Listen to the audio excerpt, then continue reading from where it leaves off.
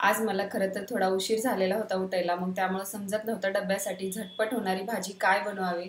तर मग म्हटलं चला शिमला मिरचीचीच भाजी बनवावी, साधी परंतु चमचमीत अशी. सोबतच कणिकही 5 मिनिटाच्या आत मऊसूत कशी मळता येईल हेही तुमच्यासोबत शेअर करावा. नमस्कार फ्रेंड, स्वागत आहे तुमचं स्वादिष्ट रेसिपीज किचनमध्ये. चला तर मग सुरुवात करूया आजच्या आपल्या साध्या सोप्या टिफिन बॉक्सच्या रेसिपीला. सगळ्यात आधी मी इथे शिमला मिरची, कांदा, टोमॅटो कट करून घेतलेला आहे. आता इथे आपल्याला कणिक मळून घ्यायची. भाजी करण्याआधी किंवा ही कणिक मळून ठेवली की मग मऊसूत अशी भिजून होते. इथे मी 7-8 चपात्या होतील एवढं पीठ घेतलेलं आहे आणि त्यामध्ये चवीनुसार मीठ टाकून घ्यायचे. आता इथे थोडं थोडं पाणी टाकून आपल्याला अशा पद्धतीने कणिक मळून घ्यायचे. कणिक मळण्यासाठी कधीही अशा पद्धतीचं टोपलं किंवा मग खोलगट भांडं घ्यायचं, जेणेकरून कणिक मळताना पीठ खाली सांडत नाही आणि पटकन अशी कणिक मळून होते. आता इथे आपल्याला जास्त कणिक मऊ करत नाही बसायचं, फक्त ओलवून घ्यायचे आणि ही कणिक आपल्याला थोडीशी घट्टसर मळून घ्यायची. आता इथे 2 मिनिटांमध्येच फक्त ही कणिक मळून झालेली आहे. यावरती थोडंसं पाणी टाकून ठेवायचे आणि याला झाकून बाजूला ठेवून द्यायचे. नेमकं ज्या दिवशी आपल्याला स्वयंपाकाची गडबड असते त्या दिवशीच अगोदरची तयारी केलेली नसते. आता इथे माझे आठवड्याचं कूट मी बनवून ठेवते, परंतु इथे माझं संपलेलं होतं, त्यामुळे मी इथे शेंगदाणे भाजून घेते खरपूस असे साल तडकेपर्यंत. तुमच्यासोबतही असं होतं का मला सांगा नक्की कमेंट करून. आता इथे माझे शेंगदाणे भाजून झालेले होते, मी एका चाळणीमध्ये काढून घेते. अशा पद्धतीने चाळणीमध्ये शेंगदाणे आदर भांड्यावरती ठेवलं तर मग पटकन थंड होतात. शेंगदाणे थंड होत आहे तोपर्यंत मी भाजीसाठी तयारी करून घेते. इथे मी 8-9 लसणाच्या पाकळ्या घेतलेल्या आहेत आणि कोथिंबीर टाकून घेतली त्यामध्ये आणि थोडंसं मीठ टाकून घ्यायचं आहे. म्हणजेच आपल्याला कोथिंबीर लसणाचं मीठ तयार करून घ्यायचं आहे. अशा पद्धतीचं लसण मीठ जर तुम्ही भाजीमध्ये टाकलात तर भाजीची चव आणखीन थोडी वाढते. आता इथे मी गॅसवरती कढई गरम करायला ठेवलेली आहे. त्यामध्ये 2 चमचे तेल टाकून घ्यायचे. तेल व्यवस्थित गरम झाले की त्यामध्ये अर्धा चमचा मोहरी टाकून घ्यायची आणि अर्धा चमचा जिरे टाकून घ्यायचे. जिरे मोहरी व्यवस्थित तडतडली की मग त्यामध्ये आपण बारीक कट करून घेतलेला कांदा टाकून घ्यायचा आहे. इथे मी कांदा, टोमॅटो आणि शिमला मिरची अगोदरच कट करून ठेवलेली होती. आता व्यवस्थित आपल्याला कांदा तेलामध्ये लालसर रंगावरती येईपर्यंत परतून घ्यायचे. आता इथेच मी थोडासा कढीपत्ता टाकून घेते.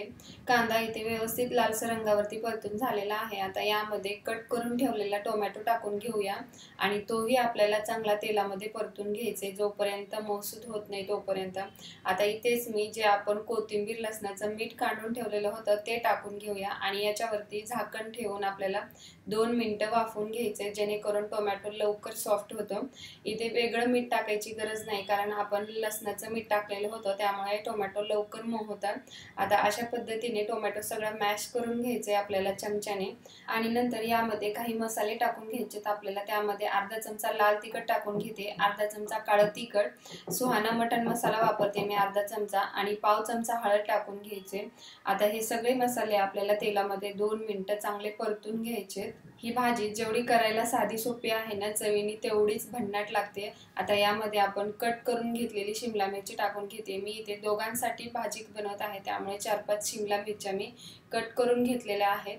आता हे आपल्याला व्यवस्थित ह्या तेलामध्ये आणि मसाल्यामध्ये मिक्स करून घ्यायचे शिमला मिरची आणि यामध्ये आपल्याला नंतर शेंगदाण्याचं कूट टाकून घ्यायचे 2-3 चमचे. मी त्याचे सुरुवातीला शेंगदाणे भाजून घेतलेले होते, ते थंड झाले की मग मिक्सरला जाडसर असं कूट बनवून घेतलं याचं. त्यामधलेच आपल्याला 2-3 चमचे आता इथे टाकून घ्यायचे आणि बाकीचं कूट मी नंतर भरणीमध्ये भरून ठेवते.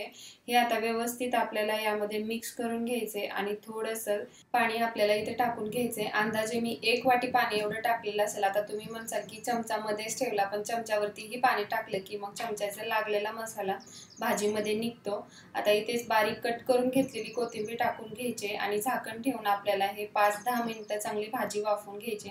भाजी होत आहे तोपर्यंत आपण कणिक मऊ करून घेऊया.